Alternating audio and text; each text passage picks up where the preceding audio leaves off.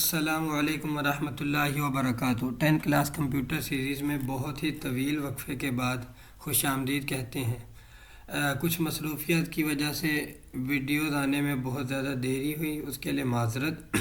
बग़ैर वक़्त ज़ाया किए हम अपना लेक्चर का आगाज़ करते हैं। आज का जो हमारा टॉपिक है वो बेसिकली हमारा चैप्टर 4 है। ठीक है, इंशाल्लाह जो प्रोग्रामिंग प्रैक्टिसेस का लेक्चर होगा, वीडियोज़ होंगी, वो इंशाल्लाह जल्द ही आपको मिलेगी।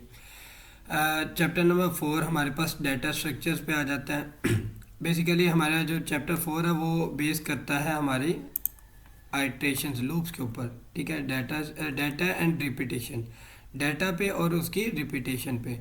अच्छा, डाटा को हम इसमें पढ़ेंगे कि डाटा स्ट्रक्चर क्या होता है।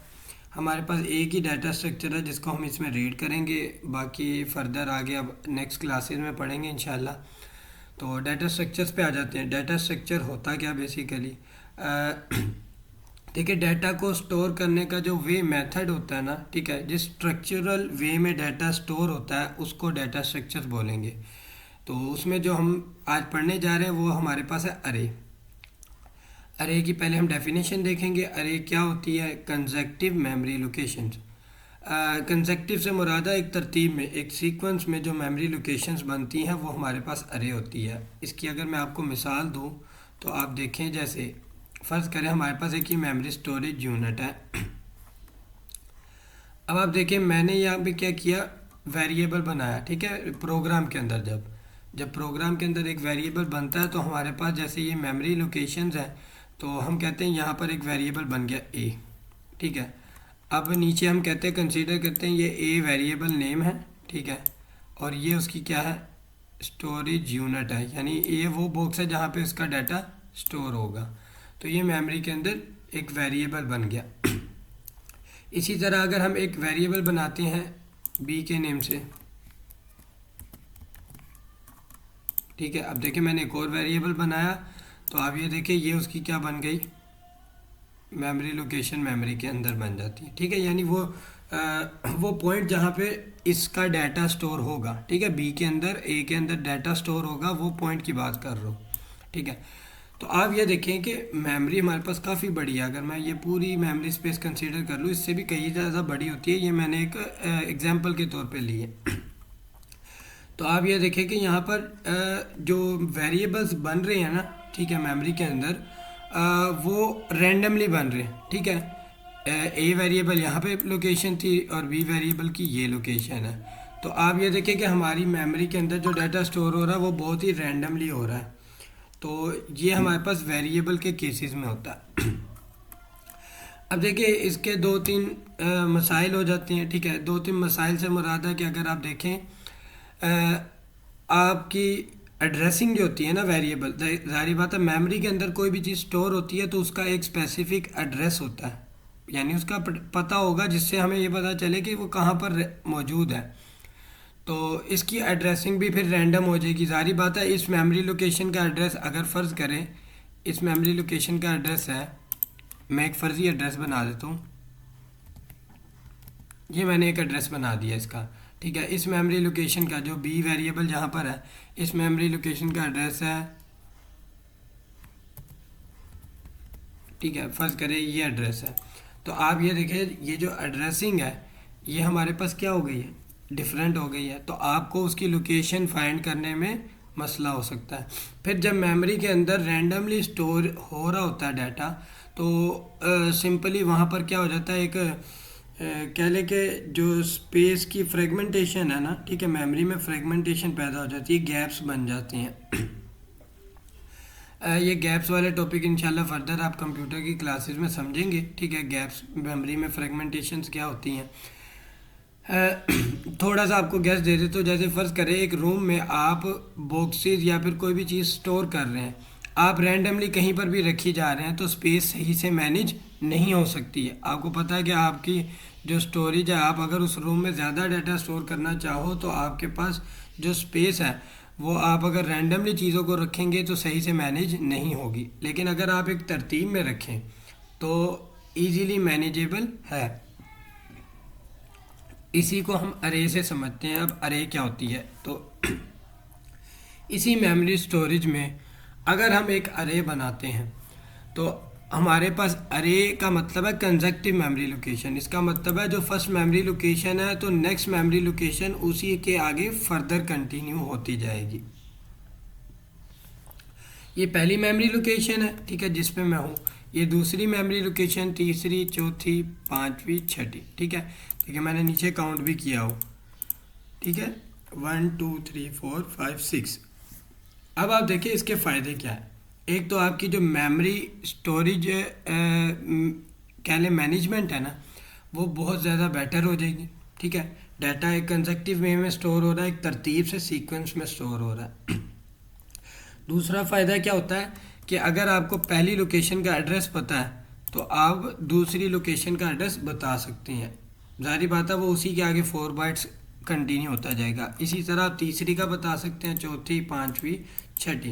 यानी आपको एक लोकेशन का एड्रेस पता है तो उससे आप लेफ़्ट राइट लोकेशंस का एड्रेस बता सकते हैं। अगर सेंटर लोकेशन का पता है तो आप उसके लेफ़्ट और राइट एड्रेसिंग बता सकते हैं। तो ये हमारे पास अरे के फ़ायदे में आ जाता है। अब अरे को हम समझते हैं कि अरे क्या होती है। एक तो हमने समझ लिया कंसेक्टिव मेमोरी लोकेशन होती है, ये भी वेरिएबल की तरह ही होती हैं, ठीक है। अगर मैं इसको रेज कर दूँ ये भी वेरिएबल की तरह होती है। हम आ जाते हैं इंशाल्लाह, ये साथ साथ चलते जाते हैं अरे डिक्लेरेशन पे। अरे को बनाया कैसे जाता है, ठीक है। देखिए ये सिंटेक्स है अरे डिक्लेरेशन का कि अरे को आप कैसे बनाएंगे। यहाँ पे मैं एक अपना मेन प्रोग्राम लिख लेता हूँ ताकि हम साथ साथ करते जाए। stdio.h इंट मेन, इसका जो क्लोजिंग पार्ट है वो मैं लास्ट में लिख देता हूँ यहाँ पर, ठीक हो गया। अब देखिए ये अरे का सिंटेक्स है। सिंटेक्स में उन्होंने बात की डाटा टाइप, ठीक है। सबसे पहले आप उसकी डाटा टाइप लोगे। देखो अरे भी एक तरह से वेरिएबल्स ही हैं, ठीक है, लेकिन आप वेरिएबल्स मल्टीपल वेरिएबल्स एक सिंगल लाइन में डिक्लेयर कर रहे हो। जैसे अगर मैंने वेरिएबल्स बनाने हो, सिंपल अगर मैं बात करूँ, मैंने 3-4 वेरिएबल बनाने हैं स्टूडेंट्स की एज स्टोर करने के लिए, तो मैं कहूँगा स्टूडेंट 1 एज, ये एक वेरिएबल हो गया, ठीक है। स्टूडेंट 2 एज, ठीक है। स्पेसिंग आप अंडरस्कोर के ज़रिए देंगे। फिर मैं कहता हूँ स्टूडेंट 3 एज, ठीक है। अब ये देखो 3 वेरिएबल्स बन गए। अगर मैं देखूँ मेमोरी के अंदर बात करें तो वो ऐसे डिक्लेरेशन हो जाएगी हमारे पास वेरिएबल्स की। स्टूडेंट 1 एज, एक ये वेरिएबल बन गया, ठीक है। और रैंडमली कहीं पर भी स्टूडेंट 2 एज, ये वेरिएबल बन गया, ठीक है। Student 3 age. तो आप ये देखिए आपके पास रैंडम लोकेशंस पे वेरिएबल बन जाते हैं। ये था वेरिएबल डिक्लेरेशन। अब मैं इसी को अरे से समझूंगा। देखिए आपको अगर 100 बच्चों का डाटा स्टोर करना है, ठीक है, एज स्टोर करनी है, तो आपके पास ये तो मसला हो जाएगा कि आपके पास तो बहुत ज़्यादा वेरिएबल डिक्लेरेशन करने पड़ेंगे। तो इससे बचने के लिए हम अरे का यूज़ करते हैं कि एक सिंगल लाइन में हम मल्टीपल वेरिएबल्स डिक्लेयर कर देते हैं। काम भी आसान हो जाता है, उनको यूज़ करना भी आसान रहता है। अब हम आ जाते हैं अरे के सिंटेक्स से समझते हुए हम अरे बनाते हैं स्टूडेंट की एज के लिए। अब देखिए डाटा टाइप बतानी है सबसे पहले। तो डाटा टाइप क्या होती है कि वो अरे आपका किस किस्म का डाटा स्टोर करेगी। याद रखेंगे एक अरे जो डिक्लेयर करेंगे वो सेम डाटा टाइप की होगी, ठीक है। मीन्स एक अरे के अंदर सेम ही डाटा टाइप का डाटा स्टोर किया जा सकता है। मीन्स अगर आप सिंपल नंबर स्टोर करवाना चाह रहे हैं तो वो जो एक अरे डिक्लेयर की जाएगी उसके अंदर सिर्फ नंबर्स ही स्टोर हो सकते हैं। और अरे का नेम आपके पास सिंपल जैसे वेरिएबल नेमिंग होती है वैसे ही अरे का नेम आप बनाते हैं। फिर आगे एक चीज़ बस आ जाती है एक्स्ट्रा, जिसके अंदर अरे का साइज़ होता है। बेसिकली आप कितने पर्सन्स का, कितने लोगों का, कितने यूज़र्स का डाटा स्टोर करवाना चाह रहे हैं तो आपने वो साइजिंग बतानी है। अब डाटा टाइप आप जैसे मैं एज स्टोर करवा रहा हूँ तो नॉर्मली मैं कहता हूँ कि चले मैं कंसीडर करता हूँ कि मैंने एज इंटीजर नंबर्स में ही कंसीडर करनी है, तो मैं इंट डाटा टाइप लिख दूँगा। अब अरे की डाटा टाइप होगी, अरे का नेम लिखेंगे। अब मैंने स्टूडेंट की एज स्टोर करवानी है तो मैं स्टूडेंट या हाफ लिख देता हूँ स्टूडेंट एज, ठीक है। मैंने std उसको ऑफ कर दिया ताकि मेरे पास वेरिएबल नेम ज़्यादा लेंथी ना हो। तो std और अंडरस्कोर एज। देखिए स्पेसिंग मैं आगे इन बता रहा हूँ, वेरिएबल नेमिंग में भी हम स्पेसिंग नहीं करते, अंडरस्कोर लगाते हैं उसकी जगह। स्टूडेंट एज के बाद हम आ जाते हैं अरे साइज़ पे। अरे साइज़ बेसिकली होता क्या है? अरे साइज़ आपको मैंने अभी बताया, जैसे कि आपने कितने स्टूडेंट्स का या कितने यूज़र्स का डाटा स्टोर करवाना है, कितनी मेमोरी लोकेशंस बनानी है। देखिए ये एक 4 बाइट्स की इंटीजर 4 बाइट्स की मेमोरी लोकेशन बनाता है ना, तो मीन्स ये उतनी ही 4 बाइट्स की मेमोरी लोकेशन बना देगा एक्स्ट्रा। उसको यूज़ कैसे करेंगे वो आगे फर्दर इंशाल्लाह डिस्कस करते हैं। देखिए जैसे ही मैंने यहाँ पे ब्रैकेट लगाया, ठीक है, ये ब्लॉक सा बनाया, ठीक है। अब इसके अंदर मैं साइज़ बताऊंगा। साइज़ वो नंबर्स क्वांटिटी होगी जितने बच्चों का आपने डाटा स्टोर करवाना है। अगर मैं कहता हूँ यहाँ पे मेरा जो साइज़ है ना अरे का, वो होगा 6।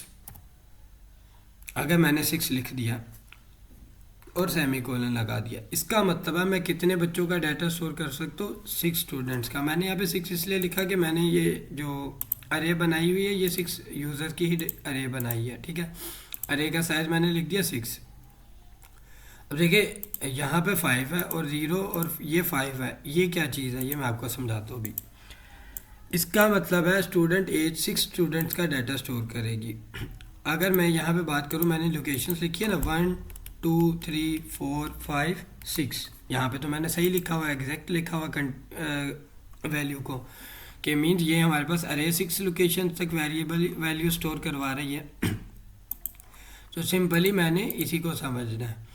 अब देखें, याद रखिएगा प्रोग्रामिंग के अंदर, ठीक है, अरे का जो इंडेक्स होता है ना, इंडेक्स मीन्स वो जो लोकेशन होती है, ठीक है, कंप्यूटर मेमोरी के अंदर वो अरे की इंडेक्सिंग स्टार्ट होती है 0 से। यानी समझ ले कि ये वो बुक है जो 0 से स्टार्ट होती है, पेज नंबर 0 से स्टार्ट होती है। हमारी नेचुरल लैंग्वेज में तो जो नंबर काउंटिंग है वो 1 से स्टार्ट हो रही होती है ना, लेकिन कंप्यूटर के नज़दीक जो अरे की इंडेक्सिंग है, लोकेशन है, यानी अरे की जो बुक है ना वो 0 पेज नंबर 0 से स्टार्ट होती है, पेज नंबर 1 2 3 4 5 ऐसे कंटिन्यू करती है। अगर कोई भी लोकेशन 0 से स्टार्ट करेगी, ठीक है, कोई भी इंडेक्स 0 से स्टार्ट होगा, तो इसका मतलब है कि वो अपनी ओरिजिनल वैल्यू मैंने अरे का साइज़ क्या दिया था 6, ओरिजिनल वैल्यू से एक नंबर कम पर ही एंड होगी, ठीक है। मींस अरे की इंडेक्सिंग कहाँ पे ख़त्म होगी? 5 के ऊपर, अगर 6 डिक्लेयर किया। अगर मैंने साइज़ अरे का साइज़ 5 कर देता हूँ, ठीक है, अगर मैं यहाँ पे अरे का साइज़ 5 करता हूँ, इसका मतलब है कि अरे की इंडेक्सिंग कहाँ पर ख़त्म होगी? 4 पर, ठीक है। फिर लोकेशन इंडेक्सिंग हमारी कहाँ हो जाएगी? अगर मैं इसको ख़त्म करूँ, यहाँ तक अरे का साइज़ बन जाएगा, ठीक है। देखो अरे 5 पे कहाँ पर आ रही? इंडेक्स नंबर 4 के ऊपर, तो यहाँ तक हमारी अरे बन जाएगी यहाँ से। ये बात समझ में आ गई होगी इंशाल्लाह। आगे चलते हैं। यहाँ तक तो आपको क्लियर हो गया कि अरे की इंडेक्सिंग क्या होती है, ठीक है। यानी याद रखना अरे का इंडेक्स 0 से स्टार्ट होता है और जो ओरिजिनल साइज़ आपने दिया है उससे एक नंबर कम पर ही ख़त्म हो जाता है।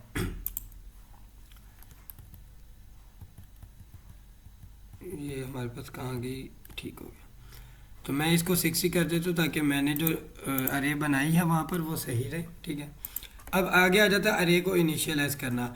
जैसे वेरिएबल को इनिशियलाइज करते थे, मींस वेरिएबल को वैल्यू खुद से असाइन कर देना इनिशियलाइजेशन होता है। पता होना चाहिए, लेकिन हम प्रोग्रामिंग में मोस्टली इनिशियलाइज खुद से नहीं करते। तो हम इसको मैं आपको बता देता हूँ आप कैसे इसको असाइन करेंगे। मींस आप उस अरे का नेम लिखेंगे, जैसे आप मींस अरे के डिक्लेरेशन के साथ ही इनिशियलाइज करते हैं, ठीक है, अरे को। तो आपने ये याद रखना है। मींस इस लाइन को मैं क्या कर देता हूँ, कमेंट कर देता हूँ, ठीक है।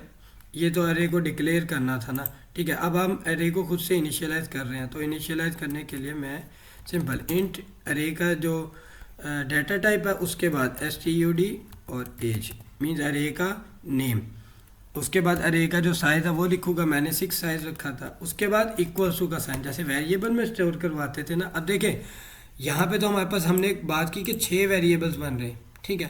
तो मीन्स आपको 6 वैल्यूज़ देनी पड़ेंगी ताकि अरे के अंदर स्टोर हो। अब आप वो कैसे स्टोर करवाएंगे? वेरिएबल के अंदर तो एक ही वैल्यू जाती थी, तो आप सिंपल उसकी वैल्यू लिख देते थे। तो आप क्या करते हैं, जैसे कि यहाँ पे उन्होंने ब्रैकेट करली ब्रैकेट्स लगाए हुए हैं, ठीक है, करली ब्रेसेस भी बोल लेते, करली ब्रैकेट भी बोल लें। तो हमने करली ब्रेसेस लगाए, उसके बाद हम क्या करेंगे, 1/1 वैल्यूज़ देंगे। कहाँ तक? 6 पॉइंट तक, यानी 6 वैल्यूज़ देंगे कोमास के साथ, ठीक है। जैसे मैं कहता हूँ एक बच्चे की एज 12 साल है, एक बच्चे की एज 10 साल है, एक बच्चे की एज 15 साल है, एक बच्चे की एज 16 साल है, ठीक है। कोमा लगाता जा रहा हूँ, ठीक है। स्टेटमेंट सेपरेटर भी बोल लेते हैं। उसके बाद एक बच्चे की 23 साल है, एक बच्चे की 19 ईयर्स है। तो आप ये देखिए कितने स्टूडेंट्स की होगी, यहाँ पे 2 कोमास लगे हुए हैं, इसको ख़त्म कर देता हूँ। टोटल मैंने देखे 6 वैल्यूज़ दे दी हैं और सेमी कोलन लगा दूंगा। तो आप ये देखें कि यहाँ पे हमारे पास वैल्यूज़ अरे के अंदर इस स्टेटमेंट के बाद स्टोर हो जाएगी। अब देखिए जैसे मैं कहता हूँ ये स्टूडेंट एज वेरिएबल है, तो मैं यहाँ पर भी अरे का नाम वो रख देता हूँ, ठीक है, STUD एज। ले मैंने वेरिएबल का नाम भी सेम रख दिया, ठीक है, अरे के। अब मैं लोकेशन में वैल्यू स्टोर करवाता हूँ। अगर आप देखें मैंने 12, 10, 15, 16, 23, 19, तो मैं ऐसे ही लिखूँगा 12, 10, 15, 16, 23, 19, ठीक है, 19, ये वैल्यूज लिख दी। तो अब आप देखें कि अरे की इंडेक्स लोकेशनिंग में वो वैल्यूज़ क्या हो गई है, जाके स्टोर हो गई है। 12, 10, 15, 16, 23, 19, ये तो था अरे की इनिशियलाइजेशन होगी, मीन्स अब सबके पास वैल्यूज़ चली गई। तो आप देखें इंडेक्स 5 तक हमारे पास टोटल वैल्यूज़ आ गई हैं। इसके बाद हम आ जाते हैं अरे एलिमेंट्स के बारे में। अरे के एलिमेंट्स, अब देखिए आप खुद देखिए 6 वेरिएबल मेमोरी लोकेशंस बनी है, इसका मतलब है आपके पास 6 वेरिएबल की वैल्यूज़ स्टोर है। 6 वेरिएबल्स की वैल्यू स्टोर है, तो आपने अब इसको गेट कैसे करना है? ये तो आपने इनपुट कर दी ना वैल्यूज़, आपने स्क्रीन के ऊपर डिस्प्ले कैसे करवाना है या फिर वैल्यूज़ को डिस्प्ले पर कैसे लेकर आना है, तो उसमें हम क्या करेंगे, प्रिंटफ स्टेटमेंट यूज़ करते हैं। तो वो आप डाटा गेट कैसे करेंगे, ठीक है, तो वो उस पर बात करते हैं। प्रिंटफ अरे एलिमेंट से मुराद है ये एक जो लोकेशन है, आपको बता दूं, ये एक जो लोकेशन है पूरी, ठीक है, ये एक समझ ले एक वेरिएबल बन गया, ठीक है। एक वेरिएबल 2, 3, 4, 5, 6, ये 6 वेरिएबल्स ऐसे एक तरतीब में सीक्वेंस में बन जाते हैं हमारे पास। अब इस डाटा को, ये एक एलिमेंट है अरे का, ये दूसरा एलिमेंट है, तीसरा, चौथा, पांचवा, छठा, तो ये इस तरह एलिमेंटेशन होती है हमारे पास। अब हम इससे डाटा गेट करेंगे, कैसे करेंगे? प्रिंटफ, ठीक है, स्टूडेंट नंबर 3 एज इज। अब देखिए मैंने स्टूडेंट नंबर 3 एज इज लिखा हुआ है। अब आपको पता है जब भी आपने प्रिंटफ में वेरिएबल की वैल्यू को डिस्प्ले करवाना हो, तो आप उसके अकॉर्डिंग, उसकी डाटा टाइप के अकॉर्डिंग फॉर्मेट स्पेसिफायर यूज़ करते हैं। अब इस अरे की डाटा टाइप क्या, इंट, तो फॉर्मेट स्पेसिफायर कौन सा यूज़ होगा? %d, सिंपल, जो हम वेरिएबल की डिक्लेरेशन, इनिशियलाइजेशन और वेरिएबल्स के लिए करते थे ना काम, सेम वही अरे के लिए चल रहा है। बस माइनर सा डिफरेंस है कि आपने अरे का साइज़ बताया और उसकी लोकेशनिंग फाइंड करनी है। तो हमने देखे स्टूडेंट नंबर 3 एज, यानी जो स्टूडेंट नंबर 3 कौन सा है? अगर आप देखो 1, 2 और ये है स्टूडेंट नंबर 3, ठीक है। अगर हम उधर भी बात करें अपनी अरे के अंदर, तो आप ये देखिए स्टूडेंट इंडेक्स नंबर किस पे आ रहा है? 2 पे, 1, 2, 3।